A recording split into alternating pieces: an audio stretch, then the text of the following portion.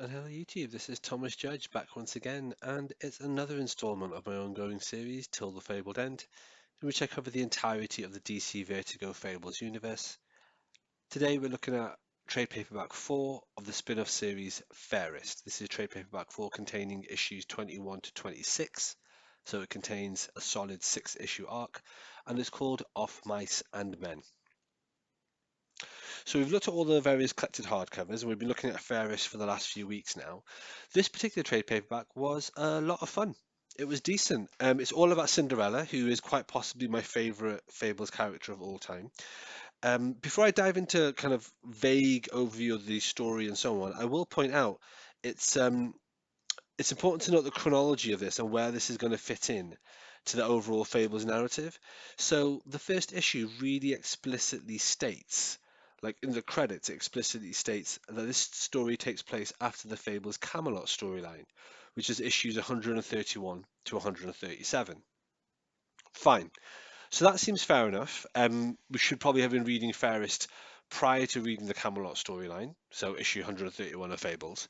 However, as I read this story, what I then realized, I was reading it and I thought, there's some stuff going on here that I can't remember, basically. Like, have I forgotten something? Have I overlooked something?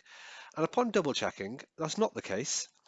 This story is set after the Cinderella miniseries. In fact, both Cinderella miniseries, I think. We haven't covered them yet because, well, I'm just reading as I go and working out as I go along. But basically, what we'll talk about in a few weeks' time is that there are two Cinderella miniseries. There's one called Cinderella from Fabletown with Love, which came out in 2010, and there's then a sequel to that called Cinderella Fables of Forever, which came out in 2011. And so, as a result, this trade paperback 4 is kind of an unofficial sequel to those Cinderella stories.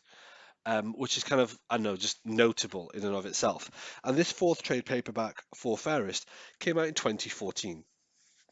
I guess it kind of highlights that it's hard to know when and where to read these and in what order. A couple of people have very helpfully put in the comments for my various videos like what the reading order they think is. And I think I'm going to finish this reading order, or rather this read through an overview of all the Fables comics with a reading order, or rather my opinion of a reading order. That was never the original intention.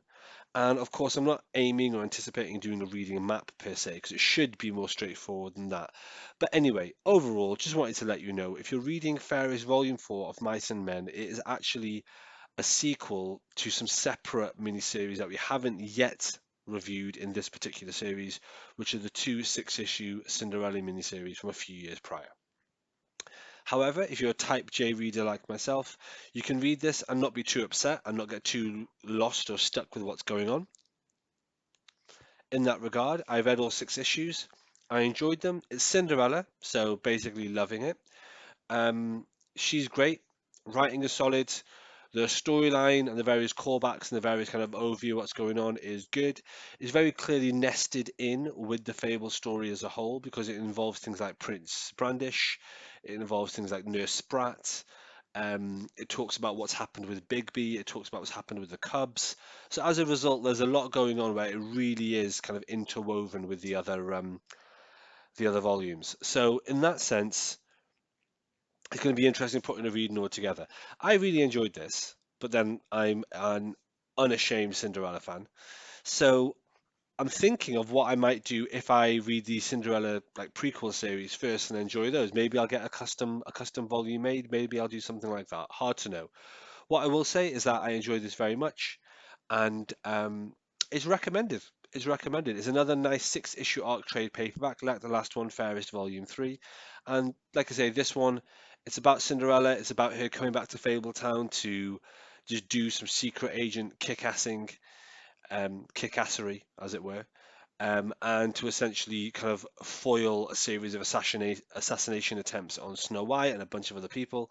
And it's just really, really solid, really good. I enjoyed reading it.